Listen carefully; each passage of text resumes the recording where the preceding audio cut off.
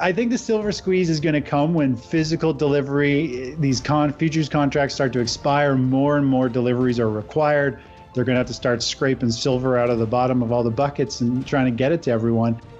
If we were to look at the upside potential here, we can go from the lows we saw in 2020 up to these highs and down to these lows, and it'll tell us where the recent momentum and pullback, where it should go next. And that brings us up to around $39, $40 an ounce. That could happen, this year, no problem. Based on this pattern, it could actually take place really in the next few months. We could see a pretty good move to the upside. Hey everyone, this is Elijah K. Johnson with the Miles Franklin Market Update. And with us today is Chris Vermeulen from thetechnicaltraders.com. Chris, thank you so much for joining us today. Hey, thanks for having me, Elijah. Definitely. Are you surviving the snowstorm?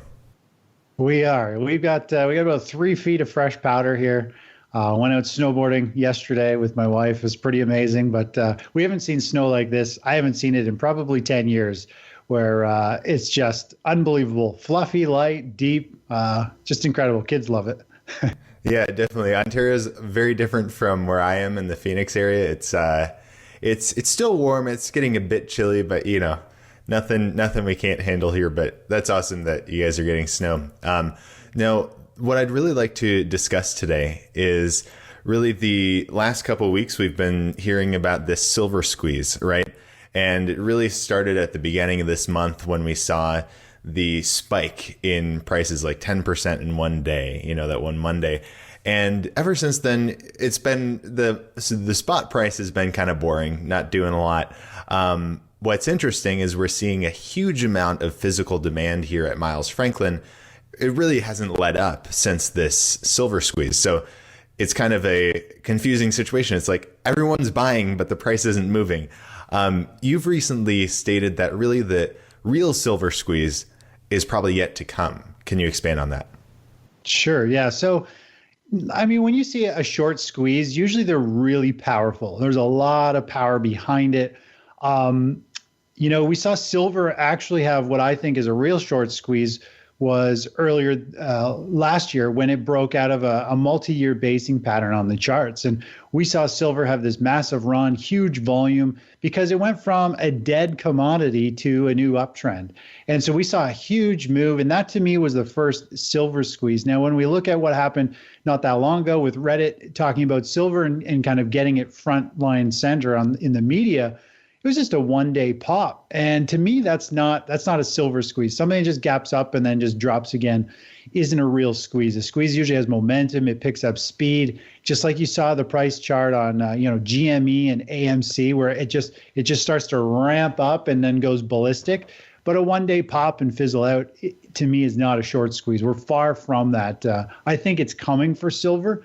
I think the precious metals sector's time is going to start to shine here. Every year we get a little closer to, I think, a major move in that commodity sector. And it's going to be that driving demand of, I think, finally silver and gold are starting to get the attention of a lot more people. And like you said, people keep buying it, but the price isn't going anywhere. And you can't even get the stuff. It's hard to get your hands on metals without paying massive premiums. I think the silver squeeze is going to come when physical delivery, these futures contracts start to expire, more and more deliveries are required. They're going to have to start scraping silver out of the bottom of all the buckets and trying to get it to everyone. That's when I think it's going to happen. So it's going to be a slow burn. I think we're still months out. And I think this is a move that could take a long time to unfold. And as it unfolds, it's going to pick up speed and silver will go parabolic. I'd love to see, $70, $80, $100 silver at some point. But I don't think it's going to happen like overnight, kind of like the stocks did with those type of squeezes. What do you think will kind of surround this silver squeeze that you see in the future? What will cause it? I think it's going to be like the mass media, like the general public all wanting to get their hands on precious metals. And there's something about precious metals. Like most people, I think there's only like 1.5% of people right now really have it in their portfolio. Whereas back in the 70s, 80s, when gold was hot and silver was hot, it was something like 3.5% of the population owned metals. So we're still really small in terms of how many people have it. And so I think now when people are starting to accumulate it, A lot of new people are getting into it. Once they start holding some of these silver rounds and these bars, there's something about when you hold metals, it's like it's addicting and you want to buy more. And it has some really cool effect on the brain that's why people become silver stackers and gold bugs. They just want to keep stacking metals. So I think it's going to become kind of mainstream and people are going to start stacking and holding on to metals. It's going to create demand and no one's going to really want to be selling it. So it's going to be, I think it's going to be mass media of just people moving in and wanting to own it, just like everyone wants Bitcoin. I think people are going to start to want to own physical metals. And it's just got this energy around it that if you show somebody a silver bar, they're like, that is so cool. And then they want to go out and buy one. So it's going to be kind of viral, I think, once it picks up more speed here. Why now, though? Because it seems like, I mean, those properties of silver, that it's physical, it's something that you can hold in your hand. That's always been the case, right? So why now do you think that this is going to change? I think there's a younger generation in here now. I think we're seeing a lot of younger investors, I guess you could say, or speculative people piling in. I think the sentiment of people have changed. I think cryptocurrencies have really changed the mindset of traders and investors, that you can hold something that is just digital and it goes up in value. You can also hold something that's metal and go up in value. I think people's brains are now just more open to accumulating really weird assets. And gold falls under a weird asset for most people. People don't think I'm going to go buy a block of gold or silver, right? It still is barbaric to 99% of the people out there. So there's a big group of people that could get into this. And I think it's just going to be a movement where everyone wants to kind of own their metals, and it's just the new way, I think. It's kind of interesting how, it is kind of looked at as weird nowadays. But if you look throughout history, that was normal to have precious metals. That's what was used as money. Now, getting back to kind of the physical versus the paper demand we're seeing right now, like I said, at Miles Franklin, we're seeing so much demand for the coins and the bars, and it really hasn't let up since the beginning of this, push for this SilverSqueeze. So what do you make of that? What do you think is causing all this demand, but the spot price isn't moving? Yeah, I think it's funny. The futures market doesn't really move the same as like the physical. I mean, we can see the demand, the prices, the premiums have shot up if you want to go buy rounds or bars. It's really, there's kind of a big disconnect in terms of what the futures and the spot price is doing and what the premiums are. We're really just seeing a big wave of new people, I think, interested in precious metals, and there's just so many of them. They're all sticking their toe in the water, buying a few rounds, few bars to kind of see what it's like. And it's just creating this giant push of physical. And I think there's going to be that big delay between finally physical, the vaults are going to be empty. We're going to get to the point where people are waiting on mines to mine this stuff. I think there's a lot of potential for precious metals to really take off over the next year. I think this is not something that's just going to be a quick spike. I think it's actually going to be a slow burn. People are just going to keep accumulating and buying it. And eventually, all the storage is going to be gone. And when I think the mines are like trying to produce it to provide the delivery and stuff, I think that's when we're really going to see the pressure on the precious metals market and see it really rocket. So I think we're still like 6, 8, 12 months out, if not further, which really isn't that long in the grand scheme of things. This is a long-term kind of asset play, the way I see precious metals, not a short-term trade. So I'm really excited about it, but it's just going to be a long time, I think, for the supply to be kind of sucked dry, and then for us to start waiting for delivery of raw materials, and that's when I think things take off. Now, with respect to gold, it's interesting. I've been hearing also at Miles Franklin, it's hard to get gold as well. There's a lot of demand right now. What is your outlook for the gold market this year? Yeah, well, I can show you my charts if you want. I can pull those up, and I can give you a visual of the gold chart. So this here is the daily chart of gold. Obviously, there's some mixed signals on gold. So as a short-term trader, it's making lower highs and lower lows. So it's in a downtrend. We've been out of gold for quite a while, out of precious metals as a trader. But when you look at it long-term, it's in a raging bull market. And what we're seeing here is a rally, a bull flag, a rally. From a technical standpoint, all this price action is very strong. And what I'm looking for in gold to the upside, hopefully over the next year or so, is going to be if we use Fibonacci extensions, we can get an idea of where these upside targets are going to be. Now, this chart's pretty hard to see. If we just zoom in a little bit, we're looking based on the March lows, this momentum run and this big bull flag. We're actually looking roughly around $200 or $2,400 an ounce in gold, and that could play out over the next 12 months. That would be a very conservative, measured move to the upside. That would be a really strong move. Now, in 2019 is when it kind of broke into a full-on bull market, and since then it's been rallying higher. So it's kind of getting a little bit mature in terms of it's already had a year and a half run to the upside. Other commodities are starting to show signs of life now, like silver and platinum, and they're way down here at the infancy stage, just starting to break out, which we can look at those as well if you want. We can touch on silver, and then also platinum.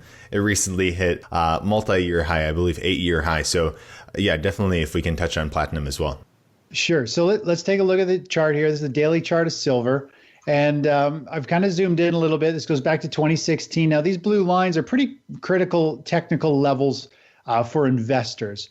This first blue line is a short term that if we break this, it's going to have some pretty good momentum to the upside. This last peak that we saw over here around 21 is a really significant technical level. This is where silver breaks into a real bull market. It finally moves higher. And this is what I was mentioning before about this is when we saw the first silver squeeze. So if I was to just scroll forward in time, as we break through this level, we start to see price pick up speed. And once we break this level, you can see how it just rockets higher. I'll zoom in a bit. You can see how volume takes off.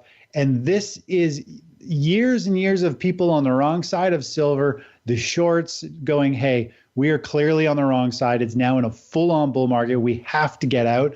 And that's why we saw a volume ramp up. We saw a massive move. It's just big unwinding. It's a big short squeeze. And so that's where silver is more or less still trading right now. We've come right back up to that level, and we're trading near that all-time high. Now, the nice thing about silver is, if I zoom way back here, is silver's on this first, this chart doesn't go back far enough, but this is the first pullback and pause for silver. And in a new bull market, the first pullback and pause is one of the best entry points to get in. There's no point in holding it through a bear market because it could trade sideways for 5 or 10 years. It's dead money. You could put that somewhere else. But now that it's in a bull market, if we were to look at the upside potential here, we can go from the lows we saw in 2020 up to these highs and down to these lows. And it'll tell us where the recent momentum and pullback, where it should go next. And that brings us up to around $39, $40 an ounce. That could happen, this year, no problem. Based on this pattern, it could actually take place really in the next few months. We could see a pretty good move to the upside. And it's pretty exciting when you look at that pattern. From a bullish standpoint, I mean, this is the first pause and pullback. I think we could see silver run for several years to the upside. So I really like it, and it's had this nice move. And right now, silver is a lot more bullish than gold. Gold continues to be clearly in a downtrend, where silver is actually, it's testing these highs. It's holding up really well here, and it could very easily break and pop. And silver's got much more attention than gold right now. So I do feel as though it's probably going to be the first one to run and put in some really big gains once this trend can go to the upside. So silver broke out in 2020. If we look at platinum has broken out here. I'll just go back a little bit and draw a resistance line so you can see where we are. This is a pretty critical line in the sand. This blue line where more or less it went into a bear market and then finally broke. And we can see here that platinum has now broken above this level. It's in its first it's in a new bull market, and it's trending higher. And it's had a really nice move to the upside. I think we could see platinum continue to go a lot higher. 1,300 is a technical level where I think it's going to run into some resistance, because based on Fibonacci momentum or price targets, if we were to just draw these levels on this chart real quick, you can see here, based on this run and this pullback, we just came up in this past week to hit this 1,300, 100% measured move for platinum. It also, if you were to come right across over here, it's also a very significant pivot lows. We had a pivot high. And so it's a pretty big level in on the chart for sellers to step into. And that's what we're seeing. We saw it run up and now it's starting to reverse. And I wouldn't be surprised if platinum trades sideways for potentially a few months.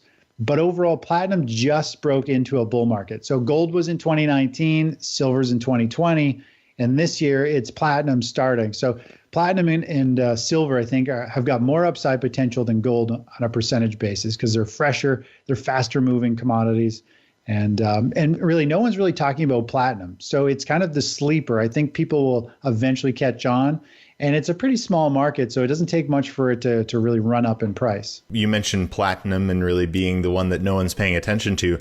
One of the things that a lot of people have pointed out is the really anomaly we're seeing with the platinum price. Normally, platinum is above gold's price, but now it's way below gold's price. Do you see it catching up to gold in the near future?